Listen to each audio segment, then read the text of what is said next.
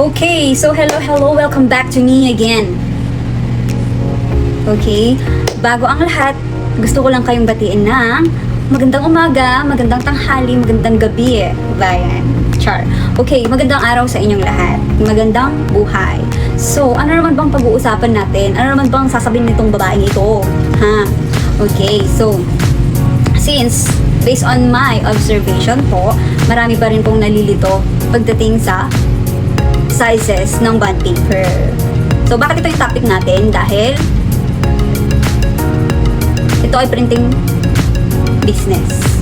Ito ay printing purposes. Okay? Para lang maging aware ka na hindi mo pa alam or isa ka sa mga hindi pa po nakakaalam, panoorin mo ito. Okay? Kung bago ka at hindi pa familiar sa topic natin ngayon, tapusin mo hanggang dulo para malaman mo. And kung luma naman na sa'yo to, leave.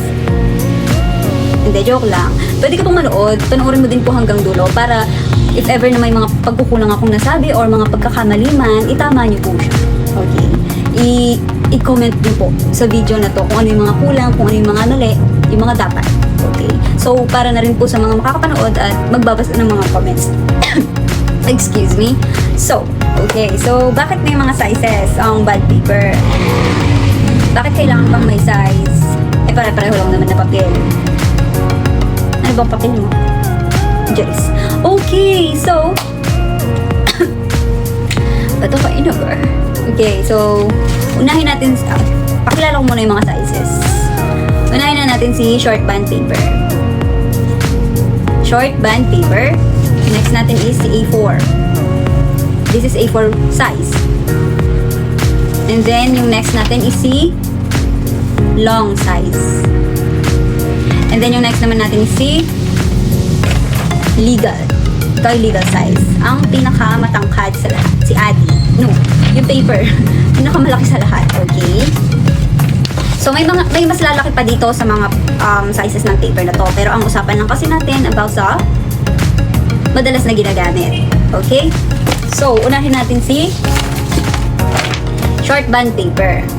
Kadalasan ginagamit ito sa school requirements, personal letters, basic documents. Okay? Ito ang ginagamit. Okay? Sa mga ano ba?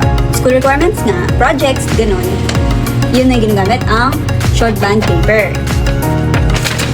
Next naman tayo is punta naman tayo kay A4 size, which is the standard size sa lahat, hindi sa lahat, sa maraming bansa, especially sa Asia and Europe. Okay po? So, saan ba ginagamit madalas ang A4 size, which is the standard size? This is for formal documents. Okay, formal office documents, government documents, academic requirements, ganun. So, halimbawa, yung mga PSA, resumes, ganun. Okay, mga reports, ganun. Ito ang ginagamit, A4 size. Okay, punta naman tayo kay long bond paper. Ito ay mas mahaba kay short at A4.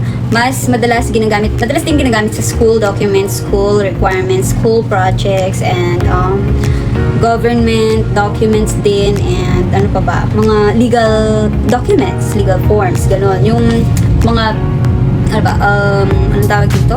Mga titulo, kasunduan, kasulatan, yung mga ganyan-ganyan, mga contracts, gano'n. Tapos, lalo na sa mga, sa mga local offices, yan. Madalas din ginagamit tong long na to.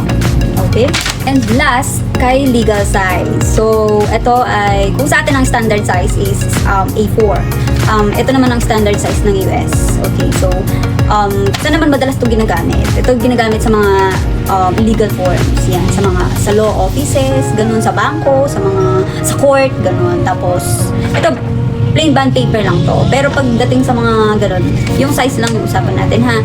Okay, so, sinasabi ko lang rin kung saan siya mas madalas na gamitin. Yung mga, nilalagyan ng notarial documents, ganun. So, ayan, mga legal contracts. Doon siya ginagamit. Okay? So, ayun ang mga purposes ng sizes ng mga bond paper. Kung bakit sila may sizes. Kasi may kanya-kanyang purpose sila sa mundo. May kanya-kanya silang papel sa mundo. So, si legal, mahaba. Si si long, maliit kay legal, mahaba kay short and A4. Si A4, maliit siya kay legal at long, mahaba siya kay short. Okay? And si short, ang pinakamaliit. Short nga, di ba? Or letter. So, yun lang. Sana naintindihan mo ko at alam ko naman na nakakaintindi ka. Okay? So, para hindi na rin kayo nalilito pagdating sa ibang printing shop. Okay? So, ano pa ba? At aware kayo, ha? Aware kayo sa mga sizes ng papers. Okay? Kasi hindi yung magpapaprint kayo at tatanungin kayo, ano pong size ng paper? Kahit ano. Diba? Kahit ano. And then, pag print namin sa short, kasi sabi mo kahit ano eh. So, sa short namin ipiprint para mas makamura ka. And then, babalik ka. Anong sasabihin mo po? Mali yung paper na ginamit. So, in the first place, tinatanong po namin palagi pag may nagpapaprint dito kung anong size ng paper before namin i-print. Kasi, kami yung sinisisi nyo, which is kayo talaga yung may kasalanan kung bakit mali-mali yung mga sizes ng paper na ginagamit natin. So, yung kahit ano, ala ka naman, diba? May kahit anong size ba? So, ilalagay namin, matik ilalagay ko yan sa short. So, bahala na, di ba? So, ikaw naman yung nagsabi ng bahala na. Ako yung nag-decide sa size, which is, yung gusto ko is mas makamura ka. Hindi po ba? And then, pagdating ng kinabukasan, babalik kayo, hindi tinanggap, na-reject. Bakit po? Kasi hindi tama yung paper na ginamit. Okay? Mali nyo yun. Okay po. So, ayun, at least ngayon, sana alam nyo na yung sizes ng papers. Aware na kayo. Ayun lang po.